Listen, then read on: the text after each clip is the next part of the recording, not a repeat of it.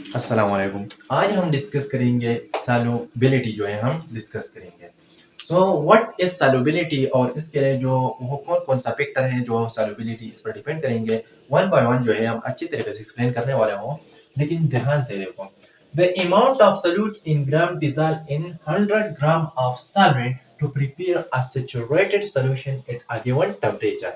यानी इसका मतलब ये है कि कितना amount of solute in gram require है कि वो 100 ग्राम ऑफ सॉल्वेंट में डिसॉल्व होगी और एक सैचुरेटेड सॉल्यूशन बनेंगे एट अ गिवन टेंपरेचर पर। यही फर्ज करें, मैं एग्जांपल लेता हूँ। फर्ज करें मैंने ये बीकर लिया, ठीक है। इस बीकर में मैंने जो है वो सॉल्वेंट लिया, 100 ग्राम जो है मैंने सॉल्वेंट लिया, ठीक है। फर्ज करें मैंने 100 ग्राम जो है वो ग्राम सॉल्वेंट फर्ज करें मैंने लिया, ठीक है।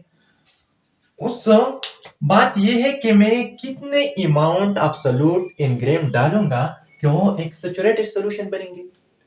क्वेश्चन ये है कि कितना अमाउंट ऑफ सॉल्यूट जो है वो हम डालेंगे कि वो बनेंगे अ सैचुरेटेड सॉल्यूशन। सैचुरेटेड सॉल्यूशन वो सॉल्यूशन है इसमें अनदर सॉल्यूट यानी ये सॉल्यूट हम ऐड करेंगे तो वो कभी भी डिसॉल्व नहीं होगा, वो प्रेसिपिटेट बनेंगे, ठीक है। इसमें एबिलिटी नहीं है कि वो दोबारा जो है वो सॉल्यूट डिसॉल्व करेंगे। इस सॉल्यूशन को हम नाम देते हैं सैचुरेटेड, क्योंकि इसमें सॉल्यूशन में कैपेबिलिटी नहीं है अनदर डिसॉल्व होने का, ठीक है। इस सॉल्यूशन को हम नाम देते हैं सैचुरेटेड सॉल्यूशन। फर्ज करें मैंने जो है वो फर्ज करें मैंने जो है 40 डिग्री सेंटीग्रेड जो है वो टेम्परेचर अप्लाई किया। इस 40 टेम्परेचर डिग्री सेंटीग्रेड पर मैं देखूंगा कि कितने अमाउंट ऑफ सॉल्यूट यानी ग्राम में रिक्वायर है कि वो एक सैचुरेटेड सॉल्यूशन बनेंगे और इसको हम नाम देते हैं सॉल्युबिलिटी। इस गिवन टेम्परेचर पर कितने amount of solute in gram require है जो 100 ग्राम ऑफ सॉल्यूट में जो है वो सॉल्यू यानी जो है वो इंटरेक्ट करेंगे और एक सैचुरेटेड सॉल्यूशन बनेंगे। तो इसको हम नाम देते हैं सॉल्युबिलिटी, ठीक है। Solubility, different substance have different solubility। याद रखो कि different substance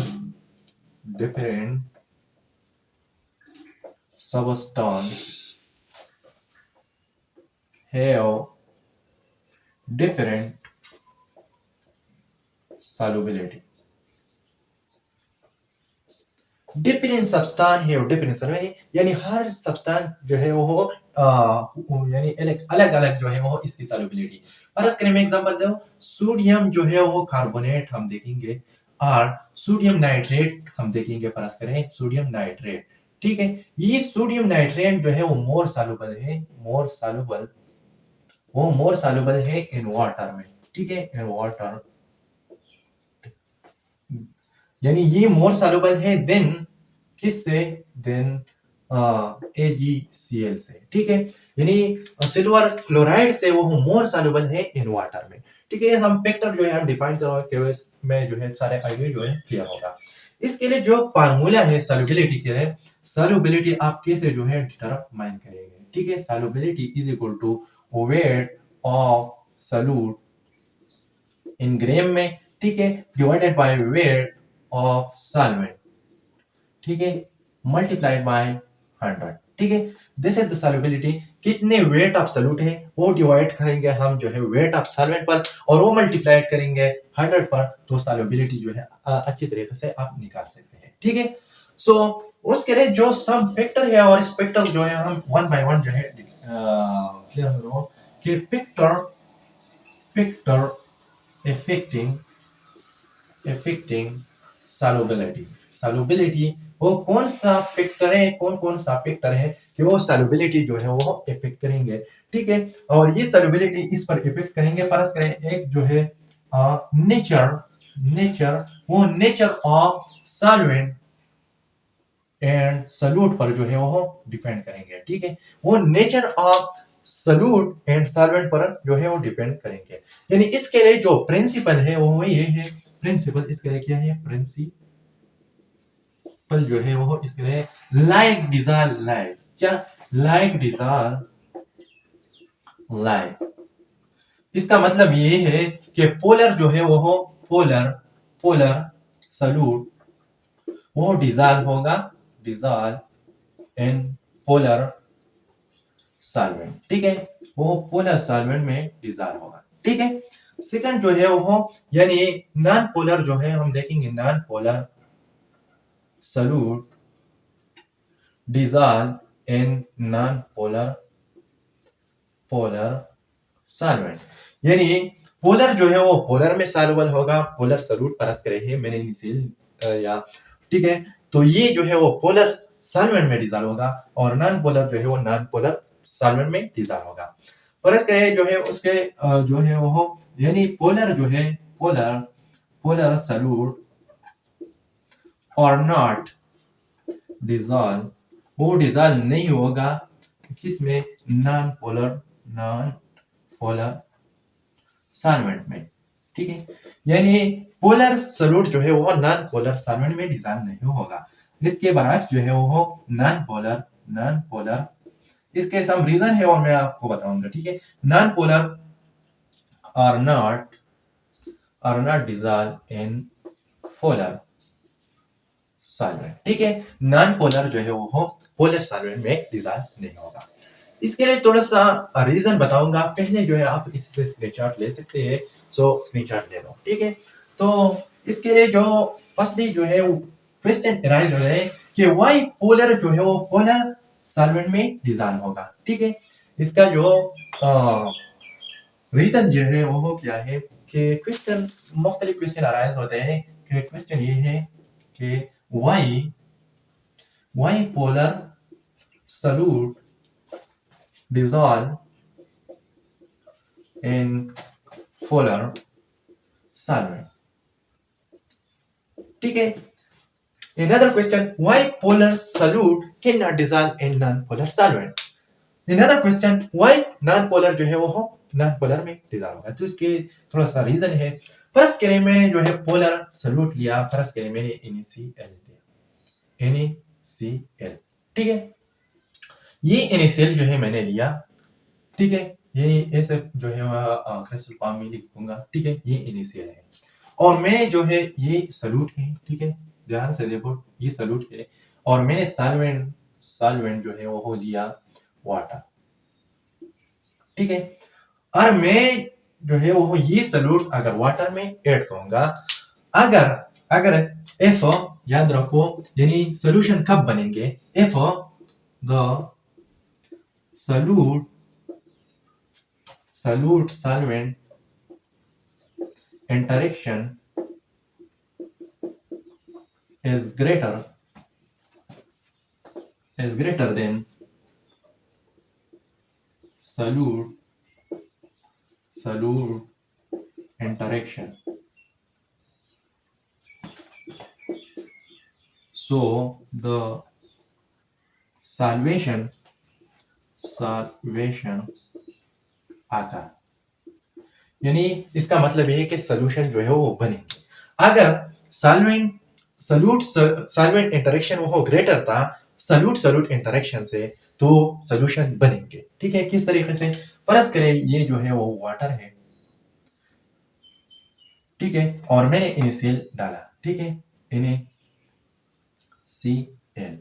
अगर if the solute यानी इस पर जो है पॉजिटिव चार्ज इस पर नेगेटिव चार्ज आ रहा है इस पर पार्शियल नेगेटिव इस पर पार्शियल पॉजिटिव पार्शियल अगर ये इंटरेक्शन ग्रेटर था इस इंटरेक्शन से अगर ये इंटरेक्शन जो है वो ये सॉल्वेंट है ठीक है ये वाटर जो है मैंने सॉल्वेंट लिया ये सॉल्यूट है ठीक है अगर इफ द सॉल्वेंट इंटरेक्शन ये जो है इंटरेक्शन आप देखेंगे ये इंटरेक्शन ठीक है यानी पॉजिटिव जो है नेगेटिव अट्रैक्ट करेंगे ठीक है ये इंटरेक्शन जो है इंटरेक्शन ठीक है अगर ये इंटरेक्शन ग्रेटर था इस सॉल्यूट इंटरेक्शन से तो ये जो है ये बॉन्ड जो है वो ब्रेक होगा और सॉल्यूशन जो है वो बनेंगे ये नेगेटिव जो है वो ये पॉजिटिव जो है उससे अटैच होगा ठीक है यानी ये जो OH है वो गैर होगा यानी ये जो है वो गैर करते हैं सोडियम और ये H जो है वो गैर करते हैं इस सेल तो इस वजह से पोलर जो है वो पोलर में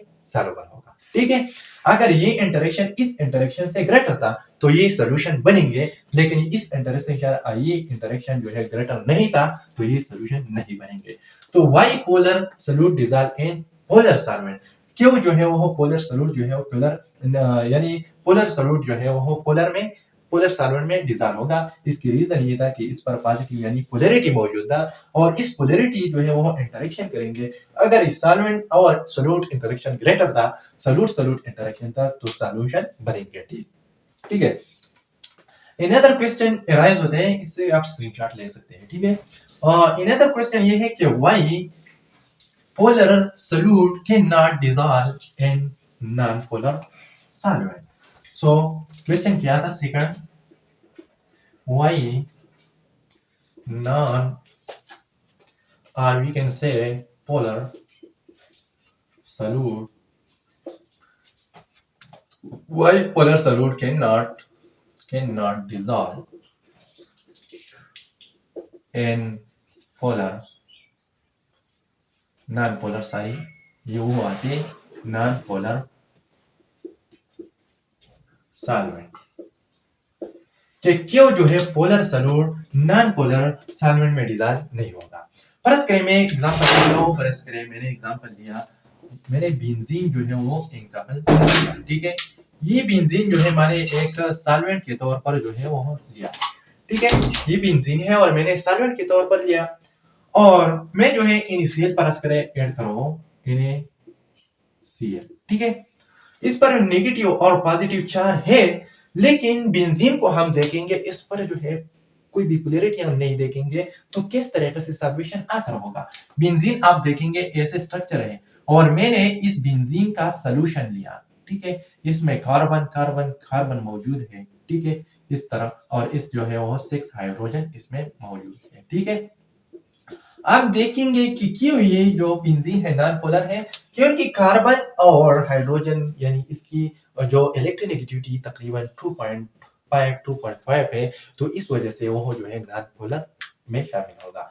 तो ये नॉन पोलर सॉल्वेंट मैंने बेंजीन लिया और मैंने जो है पोलर ऐड किया, इसमें पोलैरिटी नहीं है तो कैसे जो है वो अट्रैक्ट करेंगे, तो इस वजह से जो है वो यानी ये पोलर सॉल्यूट जो है यानी can not dissolve in non polar solvent में। ठीक है।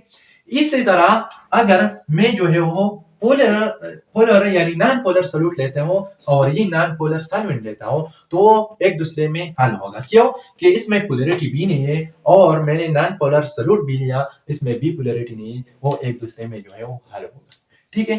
तो this is the first factor कि वो डिपेंड करेंगे सॉल्यूट सॉल्वेंट जो है नेचर पर डिपेंड करेंगे कि पोलर जो है पोलर में डिसॉल्व होगा, नॉन पोलर जो है नॉन पोलर में डिसॉल्व होगा।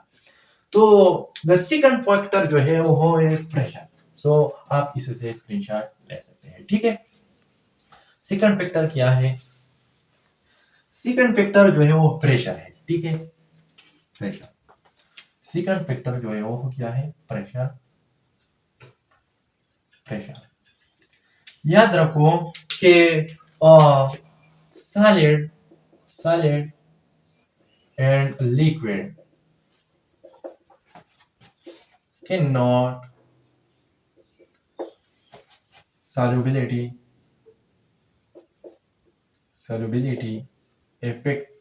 affected by pressure। सॉलिड और लिक्विड यानी इसकी सॉल्युबिलिटी कोई भी डिस्टर्ब नहीं करेंगे प्रेशर। अगर प्रेशर हम इंक्रीज करेंगे और डिक्रीज करेंगे, वो सॉल्युबिलिटी ऑफ सॉलिड और लिक्विड जो है वो इसमें कोई भी जो है इसमें सॉल्युबिलिटी में चेंज नहीं आएंगे। इसकी रीजन ये है because solid solid and liquid क्या है, इनकम्प्रेसिबल है। इनकम्प्रेसिबल, ये इनकम्प्रेसिबल है यानी कंप्रेस नहीं होते, तो इस वजह से इसमें सॉल्युबिलिटी में कोई भी चेंज नहीं आएगा अगर हम प्रेशर अप्लाई करेंगे। ठीक है। सो गैस जो है वो इफेक्ट होगा, यानी सॉल्युबिलिटी ऑफ गैस जो है वो इफेक्ट करेंगे। सो सॉल्युबिलिटी ऑफ गैस जो है वो affected by pressure। इसका मतलब ये है कि अगर F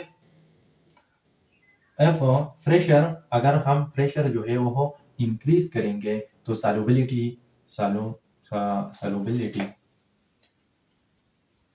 of gas will be will be increase। अगर प्रेशर हम इंक्रीज करेंगे तो इस वजह से सॉल्युबिलिटी भी इंक्रीज होगा। इसका जो एग्जांपल है सोडा, जो आप सोडा सोडा वाटर बॉटल आप देखेंगे, ठीक है। सोडा वाटर बॉटल आप देखेंगे कि इस बोतल जो है वो इसमें क्या प्रेजेंट है, इसमें प्रेजेंट है कार्बन डाइऑक्साइड गैस CO2, ठीक है। इस सोडा बोतल में जो है वो कार्बन डाइऑक्साइड प्रेजेंट है। अगर इससे हम ओपन करेंगे, फर्ज करें मैंने ओपन किया तो ये कार्बन डाइऑक्साइड इसे से निकल होगा। जब निकल होगा तो सॉल्युबिलिटी जो है वो कम होगा। तो इस वजह से प्रेशर जो है वो सॉल्युबिलिटी ऑफ गैस जो है वो इफेक्ट करेंगे, लेकिन can not affect the solubility of liquid and यानी liquid and solid. So the third factor है which is so important, which is called temperature, कि टेंपरेचर कैसे जो है वो इफेक्ट करेंगे सॉल्युबिलिटी। इससे पहले आप स्क्रीनशॉट ले सकते हैं, ठीक है। सो डिस्कस करते हैं effect of temperature on solubility, ठीक है। सो पहला हम देखेंगे बाय इंक्रीजिंग, यानी गैस को हम देखेंगे by increasing temperature the solubility of gas will be decrease. इसकी रीजन क्या है, CH4 को हम देखेंगे, O2 को हम देखेंगे, कार्बन मोनोऑक्साइड को हम देखेंगे, ठीक है। सो हीलियम आप देखेंगे तो हीलियम यहाँ जो है वो हीलियम भी आप ड्रा कर सकते हैं, ठीक है। उसका ये जो है वो हीलियम है, ठीक है। ये स्लाइटली जो है इसकी सॉल्युबिलिटी डिक्रीज होगा। सो इसकी रीजन क्या है, फर्स्ट करें मैंने ये बीकर में जो है वो सॉल्वेंट प्रेजेंट है, सॉल्वेंट, ठीक है, सॉल्वेंट, और इसमें जो सॉल्यूट है वो गैस फॉर्म में है, ठीक है। फर्ज करें कार्बन मोनोऑक्साइड है, ठीक है, O2 है, कोई भी हो, ठीक है। सो कार्बन मोनोऑक्साइड और कार्बन डाइऑक्साइड आप भी लिख सकते हैं, ठीक है। फर्ज करें कार्बन डाइऑक्साइड, फर्ज करें मैंने जो है वो टेम्परेचर अप्लाई किया, क्योंकि ये टेम्परेचर की बात है। टेम्परेचर जो है मैंने अप्लाई किया, टेम्परेचर मैंने अप्लाई किया, यानी हीट मैंने अप्लाई किया। जब मैंने हीट अप्लाई किया तो गैस मॉलिक्यूल में काइनेटिक एनर्जी जो है इसमें इंक्रीज होगा, यानी हीट जो है वो डायरेक्ट ले रही है, यानी काइनेटिक एनर्जी का, यानी हीट मैंने दिया तो इस वजह से काइनेटिक एनर्जी जो है यानी गैस की इंक्रीज हुआ। जब काइनेटिक एनर्जी जो है गैस की इंक्रीज हुआ तो इसकी चांसेस है कि वो एस्केप होगा,